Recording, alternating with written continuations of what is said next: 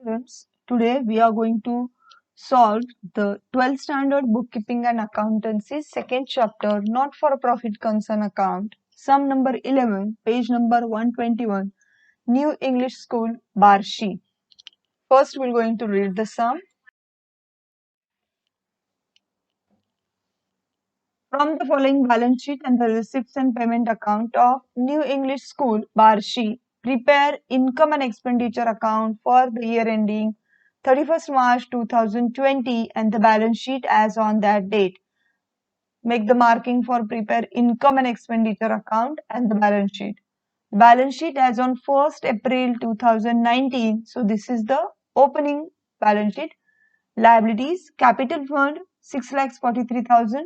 Assets, cash in hand 6,000, cash at bank 10,000, building 4,50,000, furniture 72,000, library 45,000, computer laboratory 60,000, total 6,43,000. Receipts and payment account for the year ending 31st March 2020. Receipt side, two balance brought down, cash in hand, cash at bank, two tuition fees 90,000, two term fees 3,000, two admission fees 12,000, two donations 61,000. In the bracket they mention capital, so all the amount should be capitalized. इथे आपल्याला दिसतंय bracket मध्ये capital हे लिहिलेलं आहे, म्हणजे डोनेशनची amount ही कॅपिटल फंड साठी यूज केली जाणार आहे, त्याला स्टार मार्किंग करायचंय. To interest received 2,000, to government grant in bracket revenue 1,20,000. Bracket मध्ये काहीतरी आहे, हिडन ऍडजस्टमेंट आहे. इथं काय मेन्शन केलंय, टू गव्हर्नमेंट ग्रांट आणि ब्रॅकेट मध्ये रेव्हेन्यू आहे, म्हणजे हे सगळी जी अमाऊंट आहे ती रेव्हेन्यू इन्कम आहे, म्हणजे फक्त त्याचं सगळी अमाऊंट टोटल गव्हर्नमेंट ग्रांटची ही इन्कम साइडला आपल्याला दिसणार आहे. To sundry receipts 11,000, payment side by salaries 90,000, by library books 14,000. आपल्याला ओल्ड बॅलन्स शीट मध्ये लायब्ररी बुक्स दिसलंय, तिथे आपल्याला स्टार मार्किंग करायचंय. By office rent 10,000, by printing and stationery 22,000, by sundry expenses 12,000, by insurance 10,200, by sports expenses 8,000, by annual gathering expenses 9,000, by furniture 50,000. आपल्याला old balance sheet मध्ये furniture पण दिसलेलं आहे, तिथे आपण स्टार मार्किंग करायचंय. By repairs 15,000, by balance carried down, cash in hand 4,800, cash at bank 70,000, total 74,800, and the total of receipts and payment account is 3,15,000. Additional information, outstanding salary rupees 9,000, salaries ला star marking करायचंय. Outstanding tuition fees rupees 15,000, tuition fees ला आपल्याला star marking करायचंय. Depreciate library books by 9,000 and furniture by 10,000. आपल्याला old balance sheet मध्ये library books आहेत, त्याला अजून एक स्टार मार्किंग करायचंय. फर्निचरला पण स्टार मार्किंग करायचंय. When such type of sum is given to you, that time while doing the posting, first you have to post the opening balance sheet, and after that you're going to post the receipts and payment account, and after that the additional information effect is given.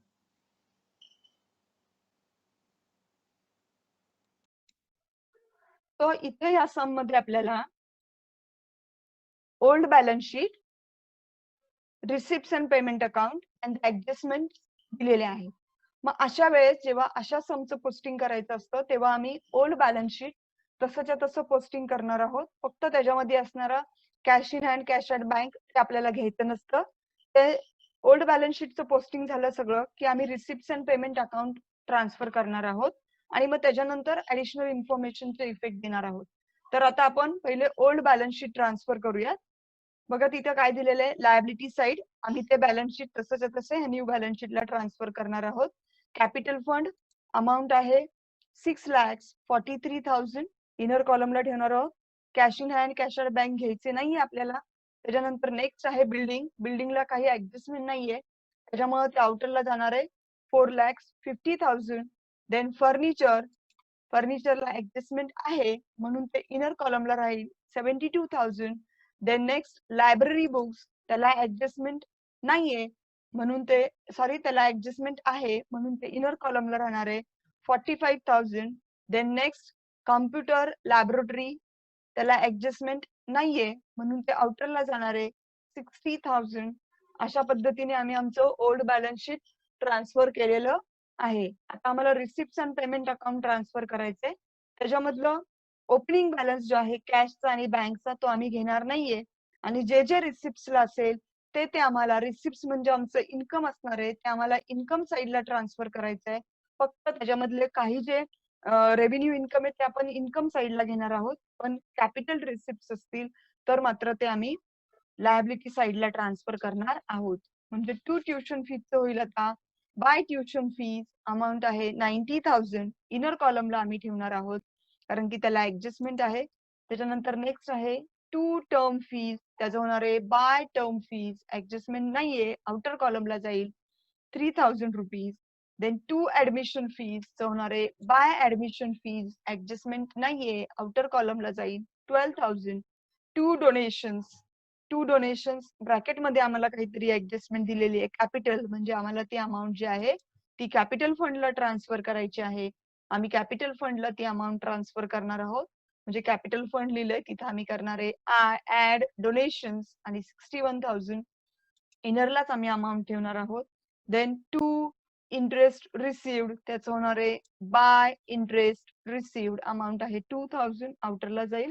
Then to government grant होणार आहे by government grant आणि ब्रॅकेटमध्ये लिहिलेले revenue म्हणजे ती सगळी amount जी आहे government ग्रांटची ती आमच्या इन्कम साईडला जाणार आहे. ते रेव्हेन्यू रिसिप्ट आहे आमचं त्याच्यामुळे ते इन्कम साईडला जाणार आहे 1,20,000 आउटरला जाईल. देन टू सन्ड्री रिसिप्ट होणार आहे बाय सन्ड्री रिसिप्ट अमाऊंट आहे 11,000 ऍडजस्टमेंट नाहीये म्हणून ते आउटरला जाईल. आता आपण पेमेंट साईडचं पोस्टिंग करणार आहोत. पेमेंट साईडला आहे बाय सॅलरी त्याचं होणार आहे टू सॅलरीज ऍडजस्टमेंट आहे त्याला म्हणून ते इनर कॉलमला ठेवणार आहोत. देन बाय लायब्ररी बुक्स आता इथं जे आहे हे पेमेंट साईडला आहे म्हणजे आणि आम्हाला ओपनिंग स्टॉक पण दिलेला आहे ओपनिंग बॅलन्स शीट मध्ये म्हणून हे जे असणार आहे हे आपण परचेसेस कन्सिडर करणार आहोत. मग इथे आम्हाला लायब्ररी बुक्स जे आहे ओपनिंग स्टॉकच्या त्याच्यामध्ये आम्ही करणार आहोत ऍड परचेसेस अमाऊंट आहे 14,000 ऍड करून आपण इनरलाच ठेवणार आहोत कारण की त्याच्यावरती ऍडजस्टमेंट आहे. इनरला राहील आमचे 59,000. देन नेक्स्ट आहे ते म्हणजे बाय ऑफिस रेंट होणार आहे टू ऑफिस रेंट ऍडजस्टमेंट नाहीये इनरला आउटरला जाईल ती amount 10,000. Then next by printing and stationery त्याचं होणार आहे टू प्रिंटिंग अँड स्टेशनरी आम्हाला एक्सपेंडिचरला ते ट्रान्सफर करायचे आणि आउटरला अमाऊंट जाणार आहे 22,000.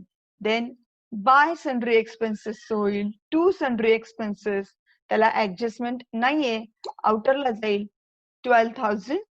देन बाय इन्शुरन्स होईल टू इन्शुरन्स त्याला ऍडजस्टमेंट नाहीये आउटरला जाईल 10,200. Then next by sports expenses होईल एक्सपेंडिचरला लिहिणार आहोत आम्ही टू स्पोर्ट्स एक्सपेन्सेस अमाऊंट आहे 8,000.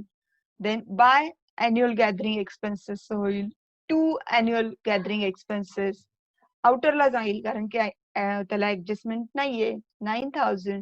देन नेक्स्ट बाय फर्निचर हे काय आहे तर एक्सपेन्सेस आहे आमचे आणि सेकंड थिंग म्हणजे आपल्याला ओपनिंगला फर्निचरची अमाऊंट दिलेली आहे म्हणजे हे जे झालेले आहे फर्निचरची अमाऊंट 50,000 हे काय आमचं तर परचेसेस आहे आम्ही ऍड करून इनरलाच ठेवणार आहोत कारण की याला अजून पुढे एक ऍडजस्टमेंट आहे 1,22,000 आम्ही इनरलाच ठेवणार आहे. देन बाय रिपेअर्स होणार आहे टू रिपेअर्स एक्सपेंडिचरला जाणार आहे ते 15,000 आउटर कॉलमला लिहिणार आहोत. Then by balance carried down जे आहे हा क्लोजिंग स्टॉक आहे रिसिप्ट अँड पेमेंटचा तर ती जी अमाऊंट आहे ती आम्ही बॅलन्स शीटला घेणार आहोत. कॅश इन हँड 4,800 आणि कॅश इन हँड 4,800 आणि कॅश ॲट बँक 70,000 ऍड करून आम्ही आउटरला देणार आहोत. अमाऊंट येईल आमची 74,800. अशा पद्धतीने आम्ही पूर्ण ओपनिंग बॅलन्स शीट ट्रान्सफर केले, रिसिप्ट्स अँड पेमेंट केलेले. आता आम्हाला ऍडजस्टमेंट कडे जायचंय. पहिली ऍडजस्टमेंट आहे आउटस्टँडिंग सॅलरीज ₹9,000. आउटस्टँडिंग एक्सपेन्सेस आहे त्याच्यामध्ये आम्ही ऍड केलेले आहे. आउटस्टँडिंग सॅलरी मध्ये आम्ही आउटस्टँडिंग सॅलरी ऍड केलेले आहे. आता ती अमाऊंट टोटल आउटरला घेणार आहोत आम्ही 99,000. आता हे काय आउटस्टँडिंग आहे बरोबर. त्याच्यानंतर दुसरं म्हणजे हे काय एक्सपेन्सेस आहे. आउटस्टँडिंग एक्सपेन्सेस आम्ही त्याचा इफेक्ट देत असतो लायबिलिटी साइडला, म्हणून आउटस्टँडिंग सॅलरीचा इफेक्ट जाईल बॅलन्स शीट लायबिलिटी साइडला. त्याच्यानंतर नेक्स्ट आहे आउटस्टँडिंग ट्युशन फीज. आउटस्टँडिंग आहे म्हणून आम्ही ते ऍड करणार आहोत. म्हणून आउटस्टँडिंग ट्युशन फीज आम्ही ट्युशन फीज मध्ये हे आउटस्टँडिंग करंट इयरचं आहे ते आम्ही ऍड करणार आहोत. ऍड करून आमची आउटरला अमाऊंट जाईल 1,05,000. त्याचा सेकंड इफेक्ट जाणार आहे. आता हे काय तर आउटस्टँडिंग आहे पण काय ते इन्कम आहे, आमचं येणं बाकी आहे. त्याच्यामुळे ते आमचं कुठे जाणार आहे असेट्सला जाणार आहे. आउटस्टँडिंग इन्कमचा इफेक्ट सेकंड इफेक्ट आम्ही बॅलन्स शीट असेटला देत असतो. आउटस्टँडिंग ट्युशन फीची अमाऊंट जाणार आहे असेटला 15,000. त्याच्यानंतर नेक्स्ट आहे डेप्रिसिएट लायब्ररी बुक्स बाय ₹9,000. आम्हाला डेप्रिसिएशन काढायचंय लायब्ररी बुक्स वरती. ती अमाऊंट आहे 9,000. सो 59,000 मधून 9,000 लेस केले तर आउटरला येणार आहे 50,000. त्याचा सेकंड इफेक्ट आम्ही एक्सपेंडिचरला देणार आहोत, म्हणजे इन्कम अँड एक्सपेंडिचरच्या डेबिट साइडला देणार आहोत. टू डेप्रिसिएशन लायब्ररी बुकची अमाऊंट आहे 9,000. Then furniture by ₹10,000. फर्निचर वरती डेप्रिसिएशन सांगितले आम्हाला 10,000. आम्ही ते डेप्रिसिएशन लेस करणार आहोत 10,000, म्हणजे आउटरला आमची अमाऊंट येईल 1,12,000. त्याचा सेकंड इफेक्ट डेप्रिसिएशनचा जाणार आहे इन्कम अँड एक्सपेंडिचरच्या डेबिट साइडला. फर्निचरची अमाऊंट आहे 10,000. दोघांचंही आम्ही ऍडिशन करून आउटरला घेणार आहोत 19,000. अशा पद्धतीने आमचं पूर्ण सम सॉल्व्ह झालेलं आहे. आता आम्ही काय करणार पूर्ण पोस्टिंग झालेलं आहे. आता आम्ही इन्कमची टोटल करणार आहोत. इन्कमची टोटल आलेली आहे माझी 2,53,000. त्याच्यानंतर मी एक्सपेंडिचरची टोटल केली असता ती येते 2,04,200. म्हणजे आमचं इन्कम जे आहे ते एक्सपेन्सेस पेक्षा काय आहे तर जास्त आहे, कारण की इन्कमची टोटल आहे 2,53,000 आणि एक्सपेंडिचर आहे 2,04,200. म्हणजे आमची जी टोटल आहे ती कुठली जास्त आहे तर इन्कमची जास्त आहे. म्हणजे आम्हाला काय मिळणार आहे तर सरप्लस मिळणार आहे. म्हणजे 2,53,000 मधून 2,04,200 लेस केल्यावरती जी अमाऊंट येईल ते आमचं असणार आहे सरप्लस. म्हणून मी इथे लिहिणार आहे to surplus that is excess of income over expenditure, आणि आमची अमाऊंट येते ती 48,800. अशा पद्धतीने आम्ही 2,53,000 ला आमचं income and expenditure account close करणार आहोत. आता आमचं हे जे सरप्लस आलेलं आहे ते आम्हाला कशामध्ये ऍड करायचंय तर कॅपिटल फंड मध्ये ऍड करायचंय 48,800. ऍड करून आता आम्ही सगळी जी अमाऊंट आहे ती आमची आउटरला घेणार आहोत. कॅपिटल फंडची आता आमची टोटल येईल 7,52,800. अशा पद्धतीनं आता आम्ही पूर्ण लायबिलिटीची टोटल घेणार आहोत. ती येते 7,61,800. आणि असेटची टोटल केली असता ती पण येते 7,61,800. अशा पद्धतीनं आम्ही हे सम पूर्ण सॉल्व्ह केलेलं आहे.